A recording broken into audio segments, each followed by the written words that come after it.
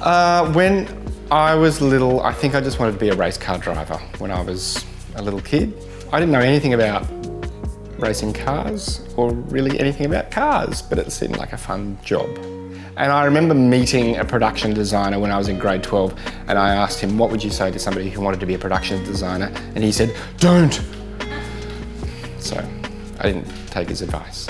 For about the last 15 years, my day job has been as a production designer, which is a simple way of saying I design sets and costumes and props predominantly for live theatre forms. So that's opera, ballet, dance, musical theatre, plays, circus, burlesque, everything, the whole bit.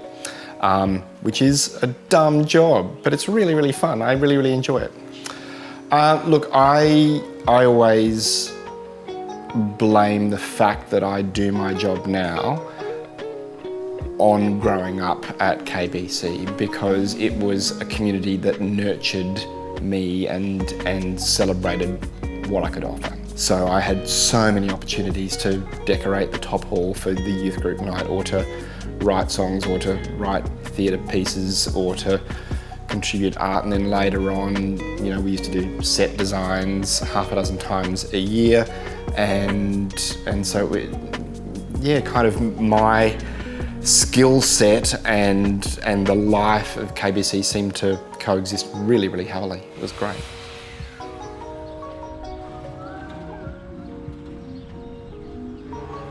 Coming up with ideas is one of those things that is impossible to categorise. And that's kind of the essence of creativity, I think. Whether it's a set, or whether it's a song, or whether it's the notion for a new musical, whatever it is, those ideas, you can't plan them. And when you do try to plan them, they normally feel very planned and very contrived. And so some of my sort of favourite musicals that we used to do with directions back in the day, they were shows that I didn't set out to write. They were themes or characters or storylines that just kind of coalesced out of praying and thinking, or going for a ride on the motorbike, or being inspired by a magazine article, or being inspired by my own kind of collection of experiences. Things like, Transit Lounge, which was about 4 very normal people and how their lives coordinated. That was me basically meeting those people in various forms and collecting conversations that I was having with checkout chicks and with the dude at the service station, and kind of putting all these things together and going, look at how life is, and look at how people connect, and look at what people need. And every time I approach a set design or a show design, I need inspiration too, and so I do ask God to inspire me with fresh ideas and fresh aesthetics, and because I don't like copying. That's illegal. I don't like doing it. It's not illegal, but for me, it feels wrong. I love the fact that the first thing that God did was create, and that He has made us as people who intuitively create, on all sorts of, and not just, artists per se, but scientists create, and marketing people create, and, we devise, we build, we dream up things.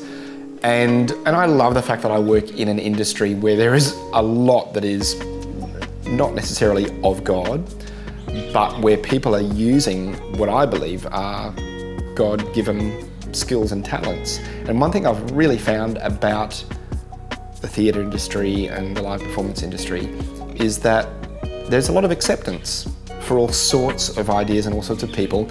I've never, ever been shunned or, made fun of, or whatever it is, for being Christian, for going to church, for saying that I'm not going to answer my emails on a Sunday. That's always been celebrated and accepted and worked with. And so I feel that also gives me enormous freedom to be very honest about who I am and the way I work and my ethics towards certain, subject matters and things like that when I'm in a work environment. It's great.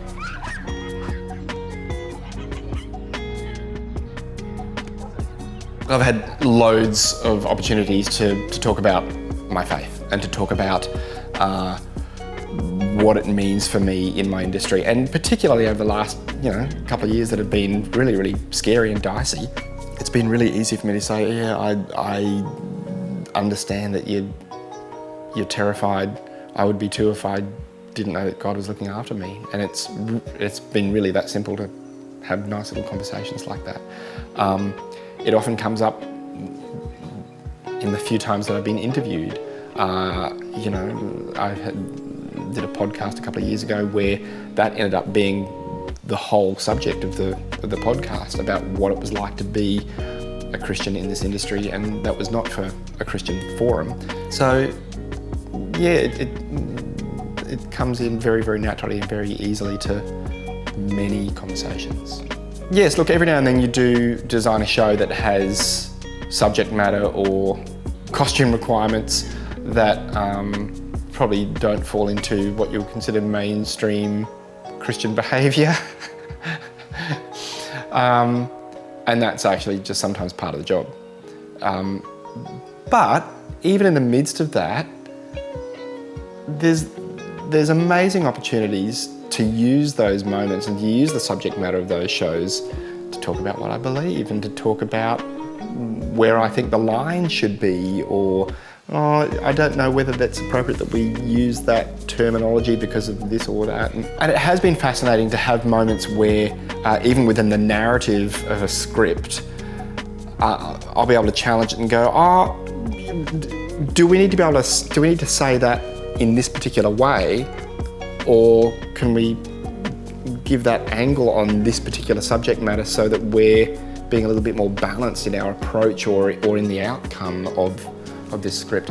And look, actually, now that I think about it, the shows that have the challenging material in it are the ones where I'm able to be the most vocal about what I think and what I believe. And so that can be amazing. One day, after he had dusted all the encyclopedias and all the other notes and folders, until I was telling the story out, soon the line began doing